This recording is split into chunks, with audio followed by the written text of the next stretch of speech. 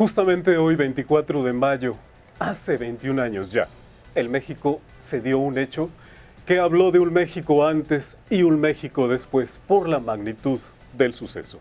Le estoy hablando, hace 21 años justamente, un día como hoy, el cardenal Juan Jesús Posadas Ocampos fue asesinado en Guadalajara, en el aeropuerto internacional. La historia ya la conocemos. Hemos escuchado hablar de la teoría Nintendo para explicar la muerte del purpurado. Una teoría Nintendo elaborada por Jorge Carpizo, uno de los tantos que investigaron este asesinato. Ya se nos ha dicho tanto de la confusión, se nos ha dicho tanto que el cardenal, y fíjese nada más, Joaquín Guzmán Loera, el Chapo, fueron confundidos. Imagínese un hombre corpulento, alto, robusto, confundido con un hombre que no llega al 1,70 de estatura, delgado, totalmente distinto. ¿Y por qué volvemos a hablar de este caso? Porque esa herida sigue abierta.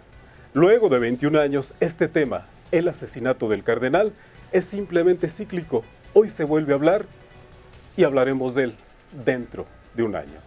Esto es el asesinato de un cardenal. Hoy, 24 de mayo, se cumplen 21 años del asesinato del purpurado. El 24 de mayo de 1993 parecía que sería un día normal para el cardenal Juan Jesús Posadas Ocampo. A las 10 de la mañana, el purpurado había tenido su habitual reunión parroquial de los lunes. Sin embargo, esa aparente rutina se rompió cuando el cardenal notó la presencia de 3 desconocidos, que no tenían ningún aspecto de hombres de iglesia y que se le quedaban viendo fijamente. Horas después, en todo México se sabría que aquel no fue un día normal. Lo que pasó ese día es historia conocida, pero el por qué y principalmente el quién decretó que así fuera, siguen siendo un misterio. Un caso cerrado como muchos más, donde las implicaciones van más allá de lo fortuito, como al final se quiso hacer parecer. Sangre de Mayo, el homicidio del cardenal Posadas Ocampo, es un libro de Héctor Moreno Íñiguez y José Alberto Villasana, en el cual se da cuenta no solo del hecho, sino que se habla de los antecedentes de un suceso que, planteado ya desde el título, deja ver que la mala suerte o la casualidad nada tuvieron que ver con la muerte del consagrado. El narcoestado mexicano es el primero de los capítulos. En él se habla de las conexiones criminales en las cuales estuvieron implicados personajes famosos de la vida nacional. Raúl Salinas Lozano, Antonio Ortiz Mena, Carlos Jan González, Miguel de la Madrid Hurtado y el mismo Carlos Salinas de Gortari. Además aparecen su hermano Raúl, José Córdoba Montoya, Manlio Fabio Beltrones y Emilio Gamboa Patrón. Todos ellos mezclados con Juan y Humberto García Ábrego, Joaquín el Chapo Guzmán, Héctor el Güero Palma, Amado Carrillo Fuentes y los hermanos Arellano Félix.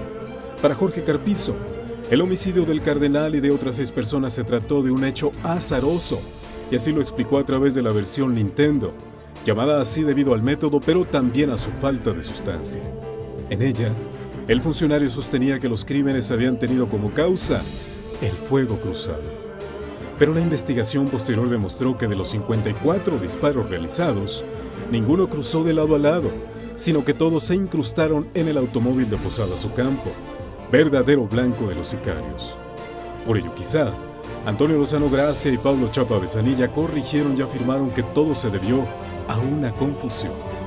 Pero sostener la versión de la confusión es comparar a Madonna con la Madre Teresa de Calcuta, pues el cardenal era un hombre maduro, corpulento y alto, mientras que el Chapo es un hombre joven, delgado y bajo de estatura. ¿Cómo confundirlo a 1,5 metros de distancia y a plena luz del día? Quizá la verdad nunca se conozca de cierto, pero eso del fuego cruzado y de la confusión, nadie se lo traga. Pero existe otra ley, una que no caduca, que todo su peso caiga sobre los verdaderos culpables. Para Análisis Político, Juan Lorenzo Sinitra.